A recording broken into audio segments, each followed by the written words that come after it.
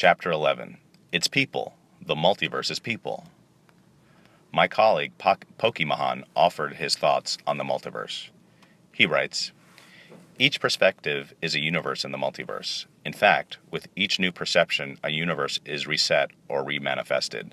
A string of mind activities and a store consciousness full of memories which become the associations with which we constantly reassemble the world/universe and believe it is one continuous life.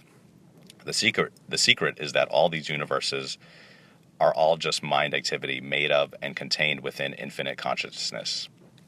No boundaries, no start or end to consciousness. It's always been there and never goes. It's only mind activity, fleeting mental formations that arise and pass.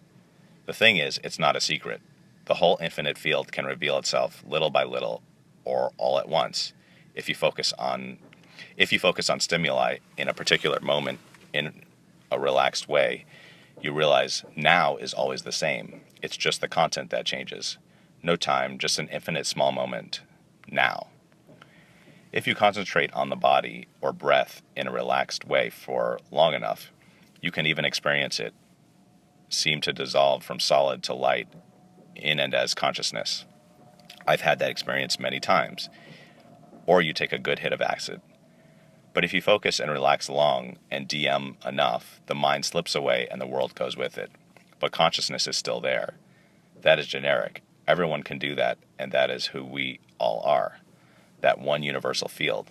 But each one of us takes on a finite mind to create a finite-seeming universe. But nothing is permanent except the main platform, consciousness. Imagination is part of the trick. Pokemahon adds an additional thought. It doesn't exist for you if it doesn't manifest in your mind. Robert Castillo describes all experience, all seeming manifestation as appearances. He teaches non-duality, duality being the belief in a self separate from the whole, which is consciousness. There's no way to really intellectualize what it is and get to the heart of it. At best, there are strong metaphors. The problem with thinking your way to the holy grail of truth is that the thinking mind deals with concepts, and consciousness is not a concept. It just is. All right, so that's pretty big. Let's see if I can unpack that. That was pretty much just an excerpt from a conversation I had with a good friend of mine, Pokemahon, who's really studied Eastern religion, Buddhism, meditation, yoga. So that's where he's coming from, and I don't have any disagreement with what he's come up with there from his experience.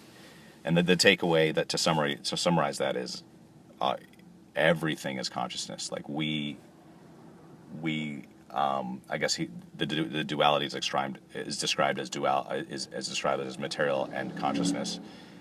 But I guess who he referenced, Robert Castillo, which I'm not actually familiar with, but he's cited here. We can look it up. Is that it's actually all consciousness, and you kind of know that, you have your sensory perceptions that are sending messages to your mind that you're having, that you're having a physical experience, but it all takes place in your mind. So there's nothing to say, there's no way to prove that it's more, the material world is more real than your imaginative world.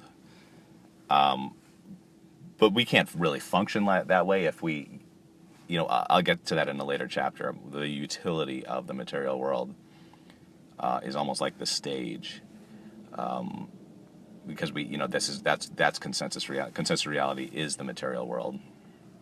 It's the strongest manifestation of consensus reality.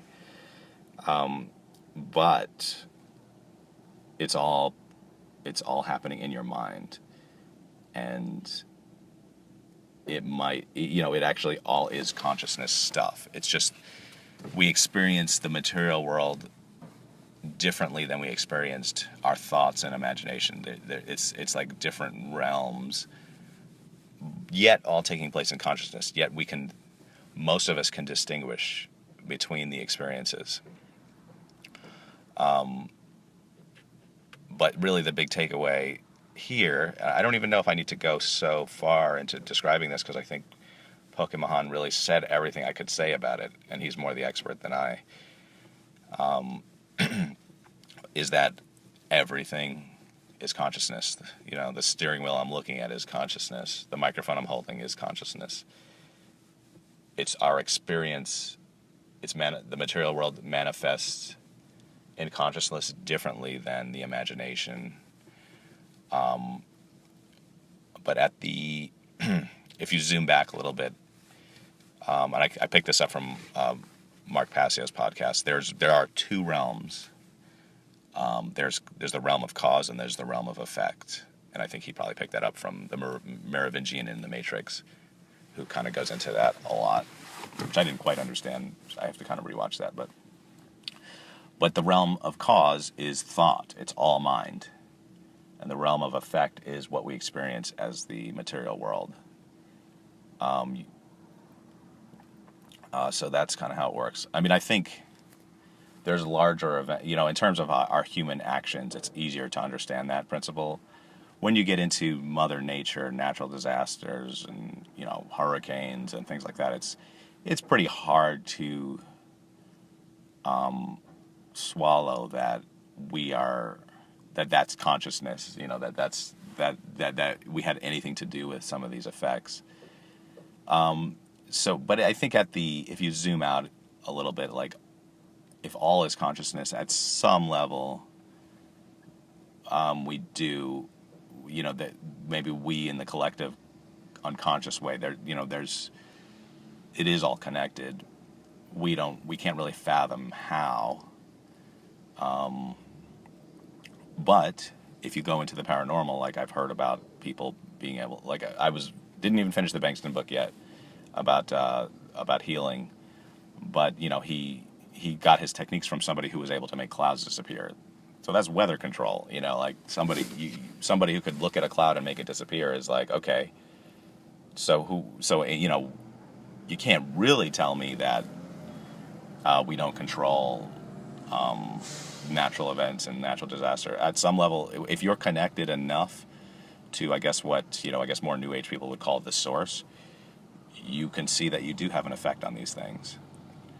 Or at least you're more connected to the effect. Pretty hard to fathom, but that's sort of what we're trying to get at. Yeah, and to close out, the problem, consciousness, it just is.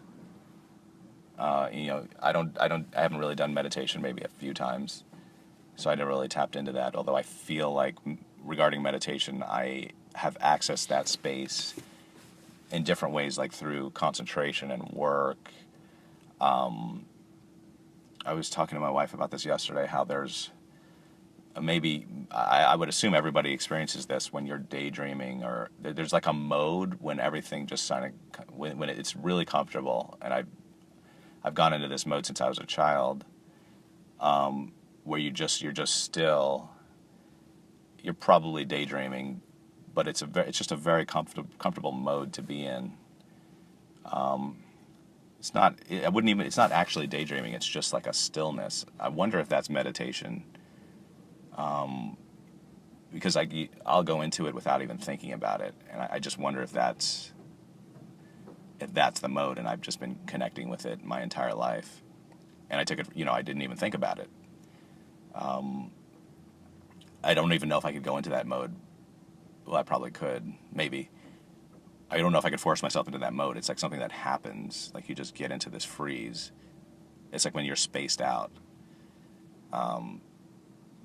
So yeah, I don't know. That probably connects. It's just something I was thinking about.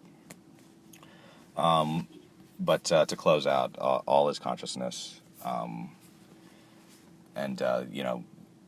consciousness is the cause. The effect is the material world, and I think we can leave it there. And thank you very much.